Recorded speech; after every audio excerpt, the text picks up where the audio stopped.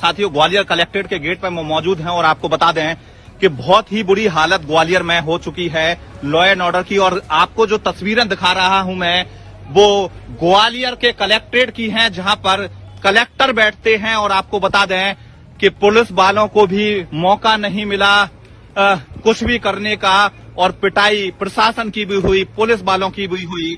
और आपको बता दें कि लगातार जो स्थिति है वो देख सकते हैं आप, गुर्जर समाज के लोगों का यहाँ पर ग्वालियर शहर में एक सभा थी, महासभा थी, और आशंका लगाई जा रही थी कि जो हंगामा में हो सकता है। और हालांकि कलेक्ट्रेट आने की, वहां से आने की, फूलबाग पर सभा के बाद कलेक्ट्रेट आने की कोई प्रशासन को सूचना नहीं थी, लेकिन आशंका थी।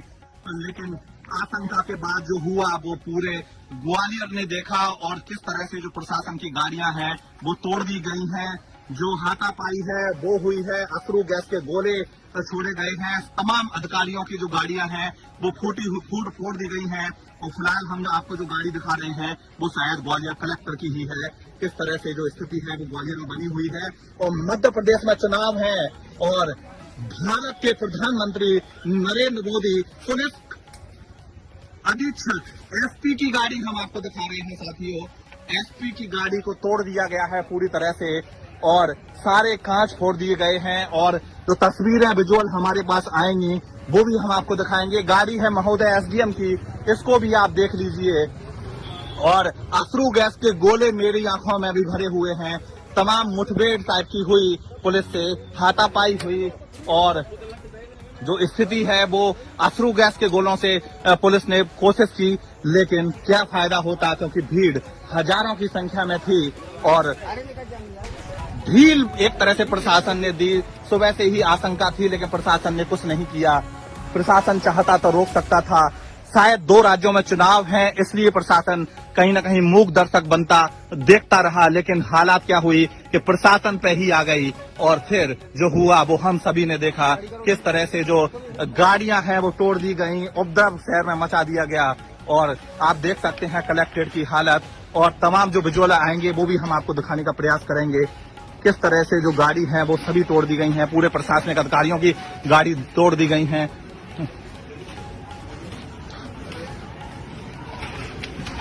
अब भीड़ पर लाठीचार्ज फिलहाल किया जा रहा है पुलिस के द्वारा। पटवारी जो कि आंदोलन कर रहे थे, शांतिपूर्ण धरना दे रहे थे, उनके भी टेंटों को हटा दिया गया है और फोड़ दिया गया है, तोड़ दिया गया है। गुर्जर समाज के द्वारा जो सभा थी उसके बाद जो लोग हैं वो यहाँ पर आए थे।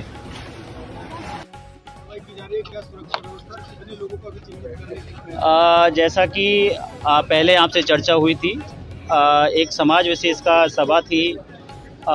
उसकी गंभीरता को देखते हुए, सभी की भावनाओं को देखते हुए शर्त ये कि बिल्कुल शांतिपूर्वक तरीके से सभा होगी, किसी भी तरह की कोई दिक्कत परेशानी नहीं होनी चाहिए, और किसी दूसरे लोगों के प्रति कोई जहर नहीं उगलना चाहिए। इन सब शर्तों के साथ में ये सभा आज फूलबाग में आयोजित करने का प्रशासन ने मंजूरी दी थी।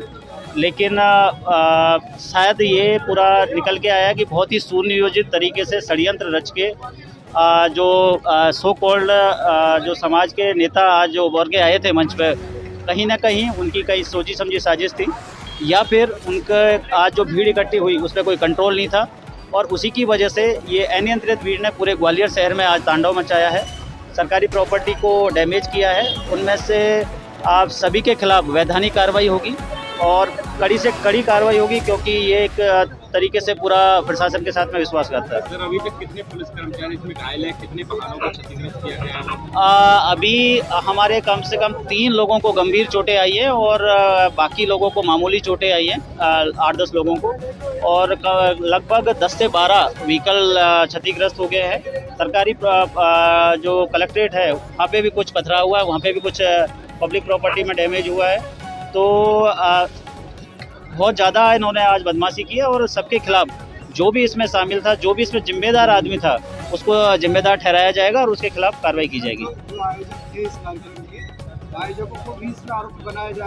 बिल्कुल, जो जिम्मेदारी लेके जिन्होंने जो एक डेलीगेशन कलेक्टर साहब के पास, एसपी साहब के पास आया था, जिनको सशर्त ये परमिशन दी गई थी, तो उनकी जिम्मेदारी बनती थी कि वो पूरे के पूरे जो प्रोग्राम है उसको सुनियोजित कराएं, नियोजित तरीके से चलाएं और बिल्कुल शांतिपूर्वक चलाएं, ताकि उनकी बात भी रखी जाती और प्रशासन ने जो उनसे एक एक्सपेक्टेशन की थी, जो एक उम्मीद थी उनसे, वो भी बात कही रह जाती। लेकिन आज इन सभी बातों का कुछ भी इसमें पालन नहीं हुआ है और आम पब्लिक और सरकारी प्रॉपर्टी को बहुत ज़्यादा डैमेज हुआ। सबसे बड़ी बात, जो लॉ एंड ऑर्डर इन पूरी भीड़ ने आज अपने हाथ में लिया है, उसमें एक जो विश्वास है वो बिल्कुल ही अब नहीं रहा है उस चीज़ में। और सबसे अब इसमें जो कठोर से कठोर वैधानिक कार्रवाई सबके खिलाफ की जाएगी। अभी क्या स्थिति है सिरवाई पे? शहर में हमारे सभी जो मेन चौराहे हैं वहाँ पे हमने 10-10, 15-15 लोगों की यूनिट में एक पूरा फोर्स डिप्लॉय किया हुआ है। URF आ गया है, SAF से और बल आ रहा है, PTS तिगरा से भी बल आ रहा है।